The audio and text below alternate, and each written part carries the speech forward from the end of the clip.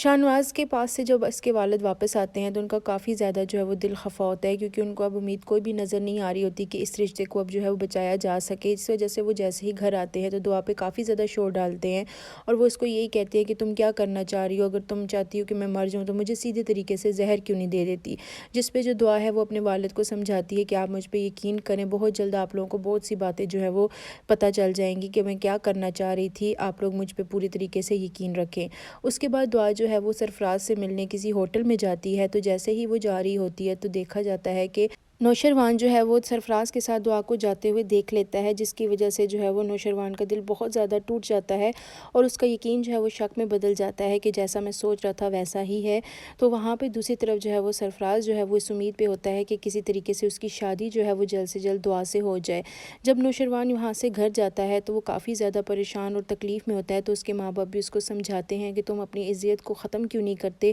اور تم کیوں نہیں جو ہے وہ دعا کو طلاق دے دیتے، کیونکہ ایسی لڑکی کے ساتھ رہنے کا فائدہ نہیں ہے جو تمہارے ساتھ خوش نہیں ہے، نہ وہ تمہارے ساتھ رہنا چاہتی ہے۔ تو اس بات پر نوشروان جو ہے وہ کافی زیادہ جو ہے وہ پریشان دکھتا ہے، اور اس کا اندر سے جو ہے وہ آمادہ ہو جاتا ہے کہ میں جو دعا ہے اس کو طلاق دے دوں گا۔ تو وہ اس کے گھر والے اس کو اسی بات پہ سمجھا رہے ہوتے ہیں، اور وہ اپنے اندر دل ہی دل میں جو ہے وہ اس بات کا ارادہ کر لیتا ہے کہ وہ بہت جلد جو ہے وہ دعا کو طلاق دے دے گا، کیونکہ اگر اس کا دل میرے ساتھ رہنے کے لیے نہیں ہے تو میں پھر اس کو اپنے ساتھ اس طریقے سے باندھ کر نہیں رکھتا۔ دوسری طرف کشمالہ جو ہے وہ سرفراز کو مروانے کے لیے جو ہے وہ سازشیں چل رہی ہوتی ہے، اور وہ کسی کو فون کر کے یہ بولتی ہے کہ تم جلدی سے جلدی جو ہے وہ سرفراز کو مار دو، اور یہ کام جتنا جلدی ہو سکے اتنی جلدی تم کر دینا، اور پیسوں کا بھی جو ہے وہ تم ٹینشن مت لینا، میں تمہیں پورے کے پورے جو ہے وہ پیسے ادا کر دوں گی۔ جعفر کو جب طلاق کی خبر کا پتہ چلتا ہے تو وہ آ کے کشمالہ کو یہ نیوز دیتا ہے اور اس کو بتاتا ہے کہ جو نوشروان ہے وہ دعا کو طلاق دینے والا ہے۔ کشمالہ کو اس بات کا یقین نہیں آتا، اور وہ اس سے پوچھتی ہے کہ کیا تم یہ پکی خبر مجھے بتا رہے ہو؟ تو جعفر کہتا ہے کہ ہاں یہ بالکل سچ ہے۔